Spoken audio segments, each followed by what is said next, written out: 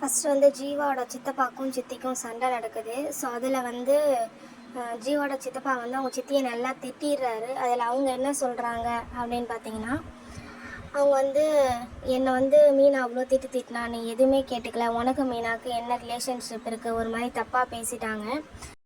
உடனே அவர் அது கோவமாகி, இதுக்கப்புறம் இந்த மாதிரி பேசாத சுகன்யா, எனக்கு மீனா வந்து என்னோட பொண்ணு மாதிரி அப்படின்னு சொல்கிறாங்க. அதுக்கு சுகன்யா வந்து மீனாவை பார்த்து, மீனா வந்து உங்களுக்கு சொந்த அண்ணன் பொண்ணு இல்லையே அப்படின்னு சொல்கிறாங்க. அதிலே வந்து ரொம்ப டென்ஷன் ஆயிரு, ஜீவாவோட சித்தப்பா ரொம்ப டென்ஷன் ஆயிராரு.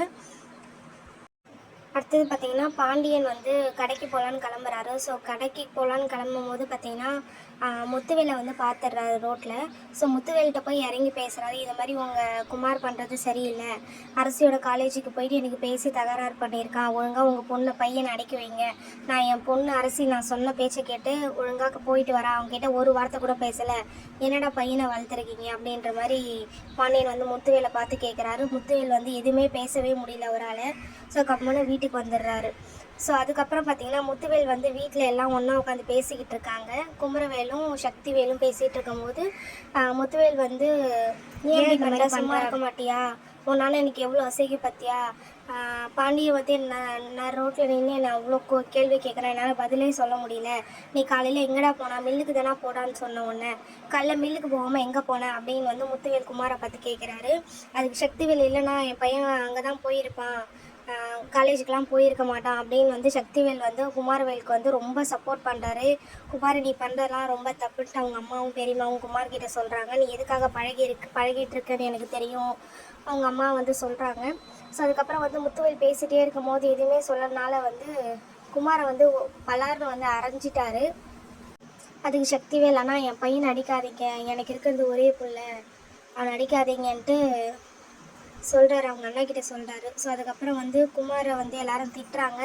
திட்டினதுக்கப்புறம், இதுக்கப்புறம் ஒழுங்காக இருக்கிற மாதிரியா இருந்தால் இல்லைனா நான் உன்னை வீட்டை விட்டு வெளில அனுப்பிச்சிடுவேன் அப்படின்ட்டு சக்திவேல் ரொம்ப கடுமையாக திட்டிட்டு போயிடுறாரு. பாண்டியன் வந்து வீட்டுக்கு வந்துடுறாரு. அப்போ சுகன்யா சோகமாக வரும்போது பாண்டியன் ஒய்ஃபை பார்த்து கேட்குறாரு, ஏன் சுகன்யா சோகமாக இருக்காங்க, சோகமாக இருக்காங்க அப்படின்னு கேட்குறாங்க. அதுக்கு பாண்டியன் ஒய்ஃப் வந்து அவங்க காலையிலேருந்து அப்படியே தான் இருக்கா, அவளுக்கு என்ன பிரச்சனைன்னு தெரியலன்னொன்னே சுகன்யா கிட்டே கேட்கும்போது, சுகன்யா என்ன பிரச்சனை தெரியாதா, காலைல அவள் மீனா வந்து என்னை ஒரு சித்தப்பாவோட ஒய்ஃப் கூட பார்க்காம அவ்வளோ தான் திட்டா, எனக்கு அது ரொம்ப கஷ்டமாக இருக்குது, அவள் வந்து அவன் நான் வேலை பார்க்குறா, அத்தாச்சியும் எதுவும் கேட்கல, நீங்களும் எதுவுமே கேட்கல அப்படின்ற மாதிரி சுகன்யா சொல்கிறாங்க. உடனே பாண்டியன் அவங்க ஒய்ஃப் கிட்ட சொல்லி மீனா வர சொல்ல, மீனா கிட்டே பேசணுன்றாங்க.